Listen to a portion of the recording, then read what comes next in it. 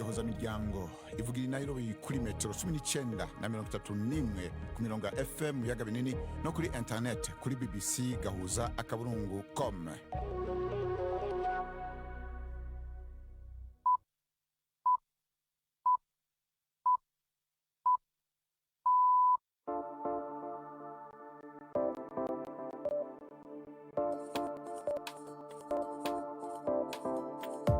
Ni isaha imwe n'igice z'ijoro i Nairobi, ni isaha 12 n'igice z'umugoroba mu Burundi no mu Rwanda.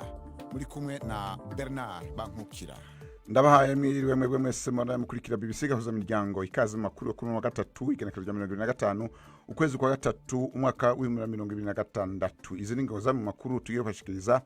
Ishirahamwe ry'abanyamakuru batagira imbibe ryagiza M23 gufunga abantu mu buryo buteye kwinda amategeko, naho mu Rwanda abasilamu bo muri iki gihugu bahuye na President Paul Kagame maze bambwira bimwe bibabangamiye. Ikintu kitubabaza cyane wenda nuko tutasobanukiwe mwanadufasha rwose, the call to prayer ya mu gitondo iratubabaza ko yaravuyeho.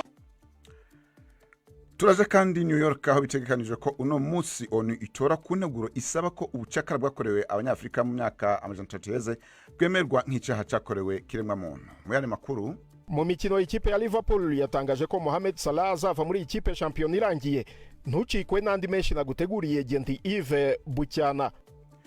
Tubafitiye kandi n'ikiganiro c'abagore, amakuru ahagarariwe na Anne Marie Nwamiza. Idonido ni mukanya y'amakuru avugwa hirya no hino kw'isi, mushikirizwa na Latifa Mutesi. Ubuyobozi bukuru bw'ingabo za Iran bwashinje Leta Zunze Ubumwe za Amerika kwiganiriza zonyine ku kibazo cy'intambara yo mu burasirazuba bwo hagati. Umuvugizi yaburiye icyo yise igihangange kigize igihangange cy'isi, avuga ngo umuntu nkatwe ntazigera yemera kumvikana n'umuntu nkamwe. Bivugwa ko habayeho kugeza ku bayobozi ba Iran umugambi w'amahoro ugizwe n'ingingo 15 watanzwe na Leta Zunze Ubumwe za Amerika. Ibikubiye muri uwo mugambi ntibirashyirwa ahagaragara. Minisitiri umwe wa Israel yabwiye BBC ko adatekereza ko uwo mugambi ushobora kugerwaho. Nubwo ibiciro by'ibitoro bikomeje kuzamuka, Iran yavuze ko izemerera amato atarayabanzi gukoresha umuhora wa Hormuz, ariko amakuru yasesenguwe na BBC agaragaza ko kugeza ubu kwa gatatu hari ubwato bumwe gusa butwara ibitoro bwahanyuze, mu gihe kwa kabiri hanyuzemo butandatu. Umugabo w'umunya-Irani wagize urari mu myigaragambyo mu kwezi kwa mbere ndetse akaba aherutse guhungira muri Turukiya, yabwiye BBC ko abanya-Irani basa n'abafungiranywe hagati y'intambara n'igitugu cyo mu gihugu. Kamal Abbas yavuze ko na bagenzi be bigaragambyaga bari bizeye ko kwinjira kwa Amerika mu bibazo byabo byari kubazanira ubwisanzure, ariko ko ubwo bwisanzure butigeze bubaho. Yavuze kandi ko se imyaka 82 y'amavuko yapfiriye mu bitaro azize ihungabana ryatewe n'ibisasu bya Amerika na Israel. Yongeyeho ko we igihe inyubako yabagamo yaterwaga ibisasu aribwo yafashe icyemezo cyo kuva muri Iran akerekeza muri Turukiya. Kamal Abbas yaburiye ku byerekeye ihagarikwa ry'imirwano kuko afite impungenge ko hazaza y'ibihumbi n'ibihumbi by'abigaragambyaga bagenzi be ubu bafungiwe muri gereza. Ingabo za Sudani zashinjwe kugaba igitero ku bitaro binini kurusha ibindi bya El Dayan mu burasirazuba bw'i Darfur ku munsi wa mbere w'Irayidi. Raporo ya kaminuza ya Yale yavuze ko ivuga ko isesengura ry'amashusho yafashwe n'icyogajuru ryagaragaje ibyangiritse bikomeye ku gisenge cy'ibitaro, ku nkuta zabyo ndetse n'ibyinshi mu bisigazwa by'ibiturika byuzuye mu muhanda. Ni inkuru ya Richard Kagowe tugiye kumva mu ijwi rya Siliake Muhawe nayo. Abashakashatsi bo muri kaminuza ya Yale muri Leta Zunze za Amerika bavuga ko amashusho y'ibigendajuru yashize ahabona ibitero bitatu bitandukanye ku bitaro vya kaminuza vya El Dayan mu buseruko bwa Darfur. Bavuga ko ivyononekaye bigaragaza ko byari bitero byo mu kirere by'ibigirankana ku nyubakwa iri muri ako karere kagenzurwa n'umugwi witwara gisirikare wa RSF. Inyubakwa za leta n'ikirindiro cy'igipolisi kihegereye ntaco vyabaye, bituma abashakashatsi banzura bavuga ko ivyo bitaro ari byo vyaronderwa. Igisirikare ca Sudani kirahakana kubigiramwo uruhara. Impande zompi zihanganye mu ntambara yo muri Sudan ziragirizwa kugira ibitero ku basivile, ibishobora gufatwa nk'ivyaha byo mu ntambara. Abategetsi mu burengerazuba bwa Kenya batangaje ko imirambo 32 harimo n'iy'abana imaze gukurwa mu mva rusange yerereye mu karere ka Kericho. Uyu mubare wa mbere wari waratangajwe ko ari nk'icya kabiri cyawo. Iki gikorwa cyo gukura iyo mirambo mu mva rusange cyabaye nyuma y'amakuru yatanzwe n'umuturage, bituma polisi itangiza iperereza. Iyo mirambo yose yamaze kujyanwa mu bitaro kugira ngo ikorerwe ibizamini bizafasha kumenya abari bo ndetse n'impamvu z'urupfu rwabo. iri vumburwa ryatewe impungenge mu baturage ryibutsa ibindi byabaye mbere nko mu byago bya Shakahola, amwe mu mahano akomeye muri Kenya afitanye isano n'amadini ayobya, aho habonetse amagana y'imirambo yashyinguwe mu ishyamba riri kure y'ahatuwe. Ubuyapani bwavuze ko bibabaje ko umwe mu basirikare babwo yinjiye ku ngufu muri ambasade y'Ubushinwa i Tokyo. Beijing yasabye ko abikoze ahantu polisi y'Ubuyapani yataye muri yombi umusirikare w'imyaka 23 ukurikiranyweho kwinjira mu buryo bunyuranyije n'amategeko kuwa kabiri ku butaka bwa ambasade burinzwe cyane. Biravugwa ko uyu musirikare Murata yabwiye abashinzwe iperereza ko yifuzaga guhura na ambasaderi w'Ubushinwa kugira ngo amubwire kudakomeza gutanga amagambo akakaye, ndetse anavuga ko yari kwiyahura mu gihe ubusabe bwe butari buze kwakirwa. Ibi byabaye byateje imyigaragambyo myinshi mu Bushinwa. Bernard, urakoze cyane Latifa.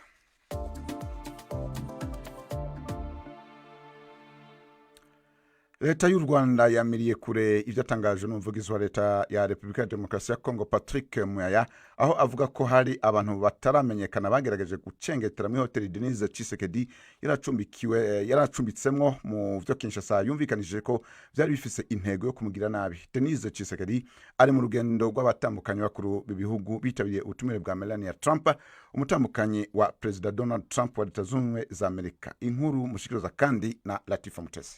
Mu kiganiro cyanyuze kuri RTNC, Muya yavuze ko amenya amakuru y'abo bantu ariko niyemeza niba babashije no kwegera icyumba cya Denis Tshisekedi. Yavuze ko bari gukorana n'ubutegetsi bwa Amerika ngo basobanukirwe neza ibyabaye, ndetse yongera gutera urujijo avuga ko bishoboka ko Kigali bifitemo uruhare nubwo nta gihamya n'imwe yatangaje. Ambasade y'u Rwanda i Washington DC yasisohora itangazo ku rubuga rwa X ivuga ko ibyo byose ari ibinyoma bigayitse. Yavuze ko umwe mu bashinzwe umutekano w'umunyarwanda w'umunyacyubahiro yahuriye gutyo gusa n'itsinda rya Repubulika ya Demokarasi ya Kongo mu kirongozi rusange cya hoteli. Ambasade ivuga ko uwo mucungamutekano atari yitwaje intwaro kandi ko yabujijwe by'akanya gato gukoresha asanseri, ariko ikibazo kikaba cyarakemutse nta bushyamirane. U Rwanda ruvuga ko nyuma y'iki kibazo rwahisemo kwimura itsinda ryarwo rikava muri iyo hoteli, ariko rukemeza ko ryatotejwe ndetse rikanafatwa amashusho n'abantu bataramenyekana. Mbere y'iri tangazo, Arthur Asimwe wungirije ambasaderi w'u Rwanda muri Amerika yari yamaganye video yakwirakwijwe na bamwe bivuga ko bashyigikiye leta Repubulika ya Demokarasi ya Kongo, aho bavugaga ko igaragaza abakorera u Rwanda bashaka kwica Denis Tshisekedi. Asimwe yavuze ko ibyo bisa n'urwenya, agira ati ninde ujya kwica umuntu ari mu modoka ya ambasade. Yongeyeho ko hotel ari ahantu hakoreshwa na buri wese. Aya makuru avugwa n'impande zombi, BBC ntiyabashije kuyagenzura mu buryo bwigenga. Arakoze Latifa. Ishirahamwe ry'abanyamakuru batagira imbibe RSF riherutse gusohora icegeranyo c'amatohoza yaryo, aho ryagiriza umuhari w'inyeshamba M23 gufunga abantu mu buryo butekwe n'amategeko. Ishirahamwe rivuga ko ryavuganye n'abantu batari bake, aho baribwiye ko bamaze iminsi itari mike bapfungiwe mu konteneri mu buryo bwa kinyamaswa. Mu kanya navuganye na Haifa Mzalwat, umumenyesha makuru w'ubushakashatsi mw'ishirahamwe RSF. Ntabwo ndamubaza ingene begeranije ibiri muri iki cegeranyo. Oui, nous avons récolté plusieurs témoignages avec au moins 2 journalistes. Yego, twarashoboye kuvugana na benshi mu bo vyashikiye, harimo n'imiburiburi abamenyesha makuru babiri bashinga intahe ko bafashwe na M23 bamara iminsi myinshi bafungiye mu makonteneri. Bamwe bavuga ko bamaze y'amayinga menshi, aho basigura ko bari bafunzwe bunyamaswa. Nukuvuga baba barundanye baharugwa mu mirongo muri ivyo bisanduku vy'inyuma, ata muco ata muyaga.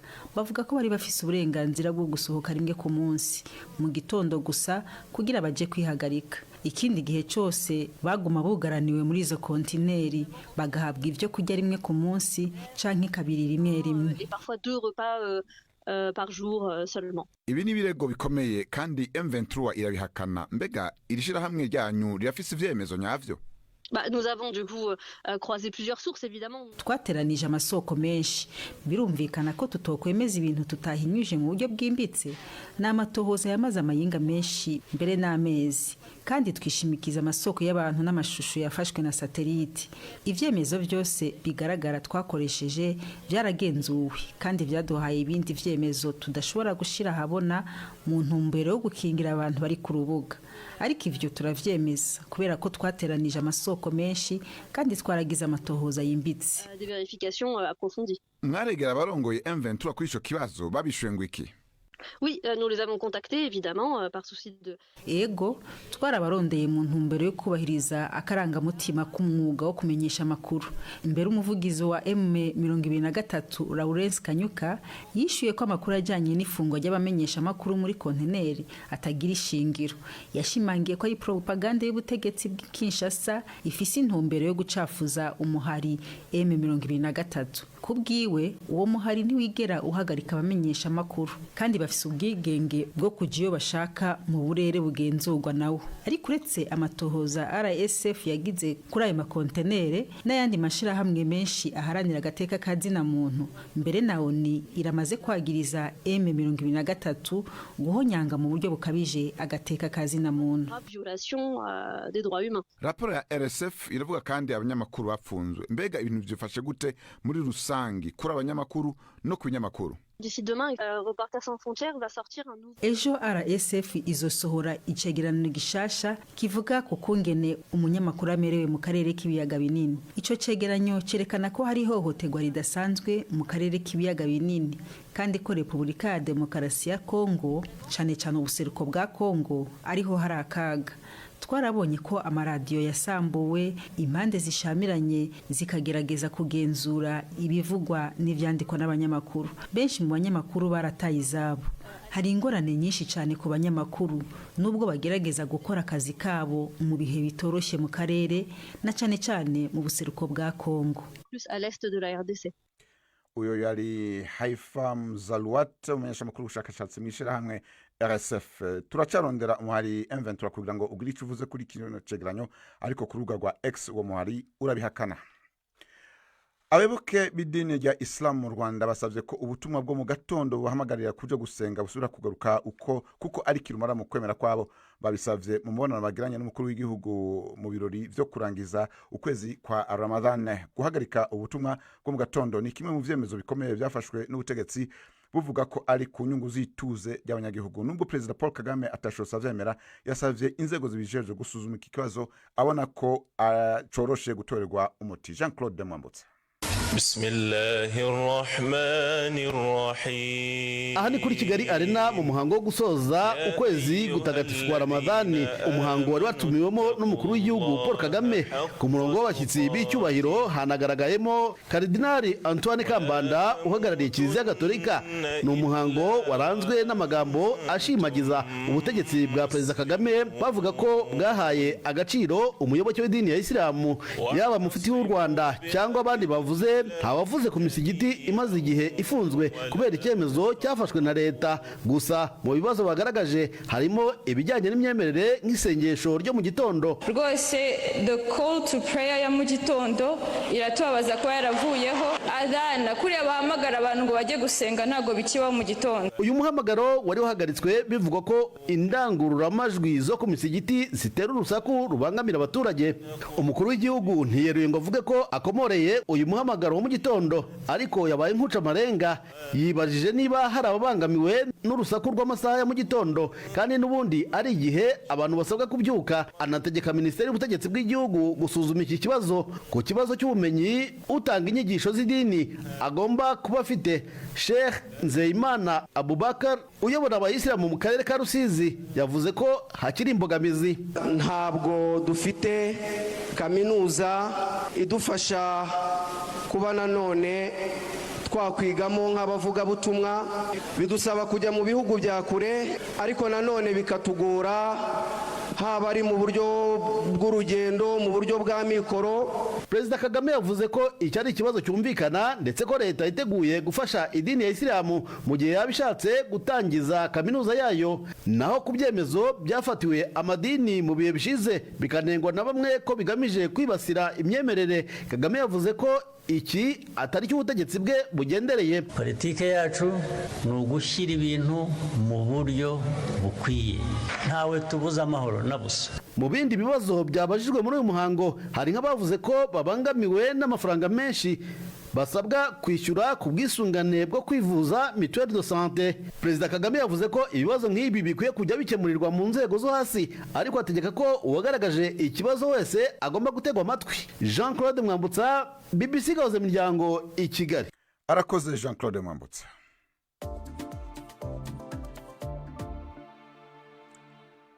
inama nkuru y'ishyirahamwe mpuzamakungu ONU itegerezwa gutora kuri uno munsi wa gatatu integuro y'icemezo cyashikirijwe na Ghana isaba ko urudandazwa rw'abacakara rwakozwe haciye imyaka 300 rwemerwa ku mugaragaro nk'icyaha gikorerwa kirema muntu. Perezida John Dramani Mahama wa Ghana yavuze ko integuro ari iy'akataraboneka, avuga ko yoshobora gufasha mu kumenya ukuri no kugurura inzira y'ugukira n'ubutungane bwo gushumbusha. Inkuru ya Prime Ndikumagenge.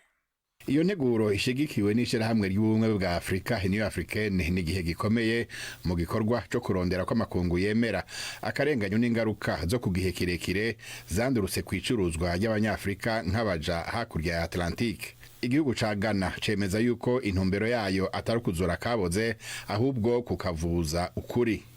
Umushikiranganje wa Ghana ajejwe imigenderanire Samuel Okudzeto Ablakwa yabivugiye mu kiganiro Newsday cha BBC. What we are doing is to simply ico turiko turakora gushira ahabona ivyabaye muri kahise. Icuruzwa ry'abanyafrika baja kugurishwa hakurya ya Atlantique bimaze imyaka irenga 300 bibaye. Turacaba mu ngaruka z'ivyo bintu urunganwe inyuma y'urundi niba abantu baracahura n'ingaruka zo kumirwa n'amacakubiri yandurutse kukujana abantu mu buja hakurya ya Atlantique byatumye imiliyoni z'abantu batandukana n'iwabo kandi bajanwa kubaho mu bukene. Integuro y'iyo ngingo isaba abagize ONU kwiyumvira indishi canke inshumbusho yova kugusaba imbabazi icese kandi ku mugaragaro igashika kwisubizwa ry'ibiranga karanga byasahuwe bigatwarwa mu bihugu by'abakoze iryo curuzwa no mu gihe c'ubukoroni. Samuel Okudzeto Ablakwa avuga yuko abategetsi ba Afrika batarondera guhabwa amafaranga abona.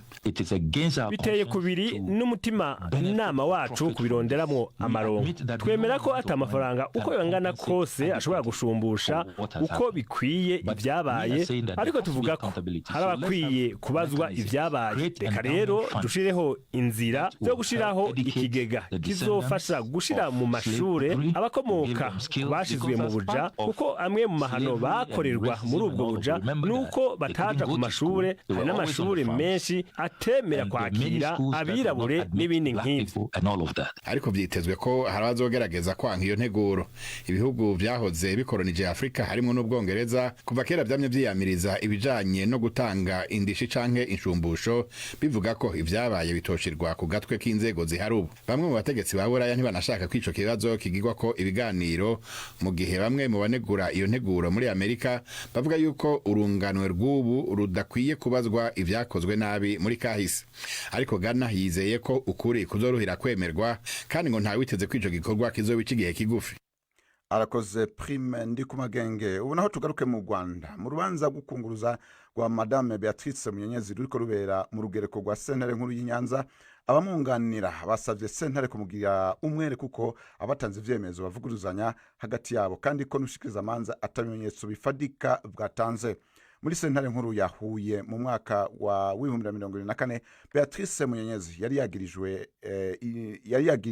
yagiriwe n'ivyaha vya genocide no gusambanya abagore ku nguvu. Yarungitswe mu Rwanda mu mwaka wa 2021 na Leta Zunze za Amerika. Ni inkuru ya Yves Bucana. Umwe mu bunganira Munyenyezi Maître Bikotwa yagaragaje ko abatangabuhamya nka Munyaneza Saddam na Nshimiyimana Jean Damascene batari bazi neza uregwa. Urugero yibanzeho cyane ni inama yiswe Karundura yateguye kandi ikemeza genocide muri Butare. Mu gihe abatangabuhamya bavuga ko iyi nama yabereye ku wari Perezida Sindikubwabo bavuguruzanya ku matariki. Saddam avuga ko yabaye ku itariki 20 z'ukwezi kwa kane, undi akavuga ko yabaye ku ya 21. Maître Bikotwa yagize ati dushingiye ku iperereza ryakozwe na CNLG, inama yo gushyira mu bikorwa genocide muri Butare yabaye ku itariki 19 z'ukwa kane, ibera mu nzu mbera byombi ya prefegitura iyobowe na Perezida Sindikubwabo Theodore. Urukiko rwabajije niba hataba harabaye inama ebyiri ku matariki atandukanye, ariko Maître Bikotwa ashimangira ko abo batangabuhamya bose bivugira ko hari inama imwe Karundura yo gutangiza genocide muri Butare, bityo kwivuguruza kwabo ku hantu n'igihe yabereye bigaragaza ko ibyo bavuga ari bihimbano. Ku bijyanye n'imbunda Munyenyezi ashinjwa kuba yari afite, umutangabuhamya Saddam ngo yavuze ko Munyenyezi yari afite imbunda nto pistole ari nayo yicishije umubikira, mu gihe Nshimiyimana we avuga ko uregwa nta mbunda yari afite n'uburyo uwo mubikira yishwe nabwo babutangaho amakuru atandukanye mu gihe bombi bavuga ko bari kumwe kuri bariyeri. Abunganizi ba Munyenyezi kandi bifashishije inyandiko mvugo yakozwe muri 1994 n'uwari burugumesitiri wa Huye Kanyabashi Joseph yerekana ko imbunda 11 zahawe abakonseye gusa, ari nayo mpamvu bagaragaza ko nta muturage wundi wayihawe. Ubushinjacyaha bwanenze iki kimenyetso buvuga ko iyo nyandiko ifite ubusembwa kuko igaragaza ko abasinyiye ko bahawe imbunda ari 7 gusa. Umushinjacyaha akibaza aho izindi mbunda zagiye. Mu gusoza Metre Bikotwa yasabye urukiko kugira umwere Beatrice Munyenyezi hashingiwe ko nta bimenyetso bifatika ubushinjacyaha bugaragaza. Ahawe ijambo Munyenyezi yagize ati maze imyaka 5 niregura ku byaha bya jenoside, ariko muri rusange maze imyaka 15 mbyireguraho kuva muri Amerika. Mu magambo ye avuga ko muri urwo rugendo umwe mu bana be yagize ihungabana. Ati ndifuza ko mwazasuzuma ibimenyetso byose mukandenganura. Urubanza ruzakomeza ubushinjacyaha bugaragaza ko ibimenyetso byabwo bifata koko kwemeza urukiko ko Munyenyezi ahamwa n'ibyaha bya jenoside yahamijwe n'urukiko rwa mbere. Arakoze Yves Bucana kuri inkuru rushikanye ku isaha 12:50 Mutarama mu Rwanda ni Kabuyenge mu Burundi. Ubu naho reka tubahonje kuruna gwejo.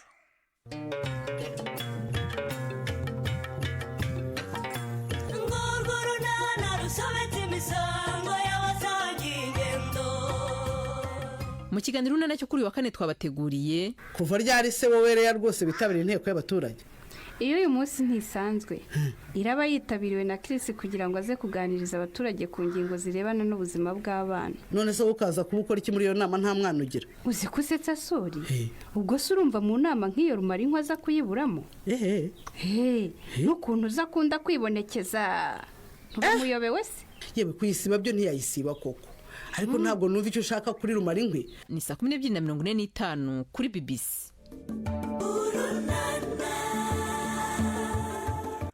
Ubu naho reka dusubire duhikaze Yves Bucana amakuru y'inkino.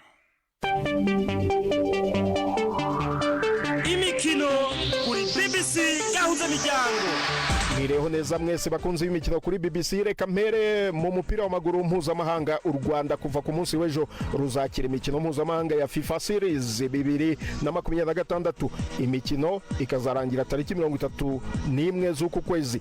Itsinda A rizakinira ku kibuga cy'amahoro rigizwe n'u Rwanda, Kenya, Estonia na Grenada.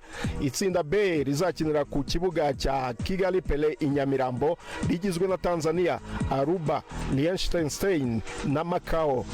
Ku munsi w'ejo hateganyijwe imikino ibiri yo mu itsinda rya kabiri. Aruba ikazakina na Macau, naho Tanzania ikazakina na Liechtenstein.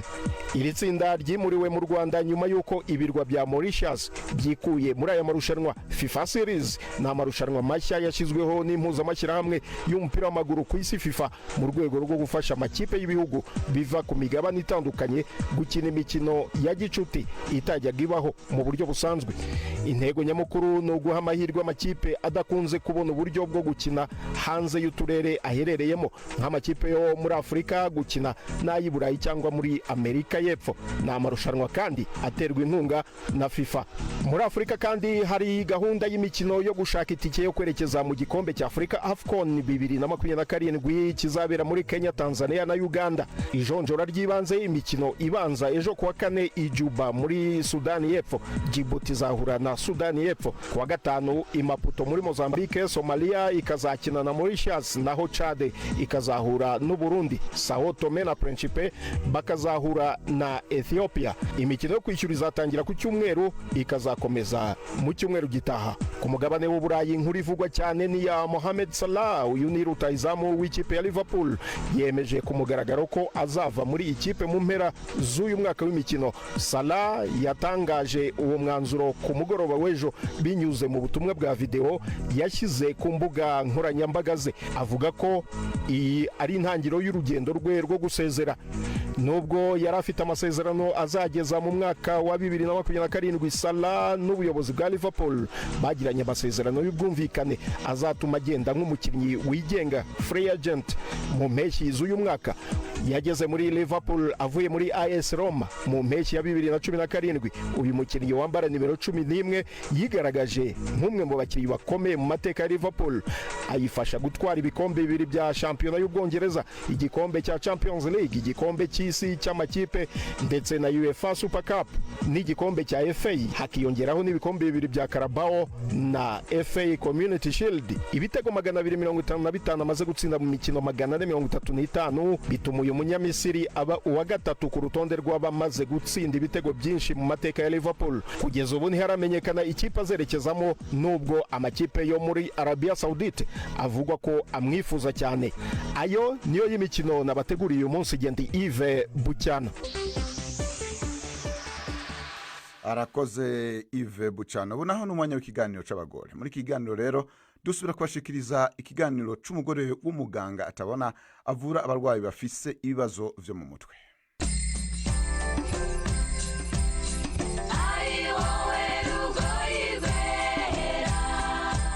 Mwiriho neza. Consolatrice Niyibizi ni umubyeyi akaba n'inzobere mu kuvura indwara z'imitekerereze n'amarangamutima ndetse akuriye iyo serivisi mu bitaro bya Nyamata. Ariko Consolatrice afite umwihariko, yize ndetse akora ako kazi afite ubumuga bwo kutabona. Twaramusuye mu gutebya kwinshi atangira tubwira uburyo avugana n'abarwayi. Ni communication isanzwe, nkoresha telefone. Uko ureba kuri telefone uka screen ikaguha amakuru, nanjye niko nyikoresha. Uretse ko none uburyo nkoresha ngiye butandukanye, ngiye telefone nkoresha inshyiramo application yihariye isohora amajwi. Watereka gatoya. Yego, ubu no kuvuga ngo nyakije ijwi kuryumva. Volume nariyongeyemo umubare igezeho nicyo yari imbwiye. Ubu rero ibindi ushatse no kujya ku mbuga nkoranyambaga nsanjyaho irambwira cyo nkonge ntega amatwi. Ahangaha juste WhatsApp, YouTube. Uko wowe ureba kuri screen, ngiye biri kuri screen ryajwi ya application isohora amajwi isoma ibiri kuri screen, ngiye nkabyumva n'amatwi. Umuntu ashobora kwibaza imibanire yawe n'abarwayi imeze iti? Biterwa n'urwego rw'uburwayi bariho. Abarwayi b'indwara zo mu mutwe bagira ibyiciro byinshi. Hari ababa badafite amakuru y'ibirimo kuba babandi batagenzura amagambo bavuga n'ibyo kurataza ibyo ari byo. Uwo nguwo nkuko nawe mwahura akagutuka, nanjye ashobora kuntuka ko nyine adafite ubwenge. Ashobora no kuntuka arebye uko yambonye akavuga ngo yo ngo turi muganga, nguriya muganga ni impumyi, akabivuga gutyo. Ndi adabuta rero ko manzi neza ku bibazo bafite babizi, yavuze gutyo ndamubwira nti niwe nari ndarabuze, ni ngaho se nkize. Ubwo rero bituma tubana neza. Amasomo yo kuvura Consolatrice yize muri kaminuza y'u Rwanda ngo ni inzozi yahoranye ari umwana muto. Cyakora rimwe na rimwe ngo ntibyari byoroshye akiri ku ishuri. Jewe rero mu bwana bwanjye numvaga nzaba muganga, nibyo nakundaga, nibyo nashakaga. Hariho gucibwa intege cyane kugeza no kuba arimo muri kaminuza benshi barabimbujije. Ndi muri promotion ya mbere yagiye muri kaminuza 2008 yashyizwemo yari y'abanyeshuri bafite umwe kutabona batandukanye, barabahungu n'abakobwa. Ishuri twari tugiyemo bwari ubwa mbere no babonye abantu nkatwe baje abanyeshuri babo, bumva ko dufite ibizatugora. Rero nge ndi determine ndavuga nti mureke noneho mbigerageze, nibyanga ubwo ni ngewe nzamba mpombye nzasubira inyuma mpindure. Ntabwo byananiye, narabishoboye kandi nari mfite amanota muri rusange yari meza. Rero uvuye aho ngaho uje ku isoko ry'umurimo, tubwira akazi ka mbere wabonye byagenze gute? Byari bigoye. Abenshi cyane twahuye barambazaga ngo ese ntibyaba byiza ugiye gukora muri bya bigo byanyu? Ibyo rero byagiye bituma ntinda kubona akazi kubera izo mpamvu. Yego, ariko nashatse akazi nariyemeje ko ibyo bigo bavuga ntazigera nanabikoramo, sinabishakaga kuko numvaga nshaka kugira performance impanganye n'abandi badafite ikibazo nk'icyo mfite. Narabiharaniye rero kugeza ubwo mbigezeho, numva rero nyuzwe. Ni naha rero dusoreje. Muramuke neza. Ni kuri kino kiganiro c'abagore turangirije kamakuru yo kuri no gatatu igenekerezo rya 2025 z'ukwa gatatu umwaka wa 2026. twabwiye ko ishyirahamwe ry'abanyamakuru ritagira imbibe ryagiza M23 gufunga abantu bari mu abanyamakuru mu buryo buteye ku n'amategeko. Tubwira kandi ko abisilamu mu Rwanda bahuye na Perezida Paul Kagame bamubwira bimwe mu babangamiye. Eka twabashikanye no muri New York aho biteganijwe kuno munsi ONU itora ku nteguro isaba ko ubucakara bwakorewe abanyafrika mu myaka 300 iheze bwemerwa nk'icyaha cyakorewe kiremwa muntu. Amushobora gusoma n'andi makuru ku mbuga zacu zitandukanye zaba haba ku rubuga ngurukanabumenyi BBC akadomo.com agakwego gahuza n'imbuga nkoranyambaga. Aya makuru yarahagarariwe na Anne Marie Mwiza, muhinga bw'ivyuma yari Sharon. Kwizina ryabo bose bafashije kuri amakuru abashikirije ndabashimiye.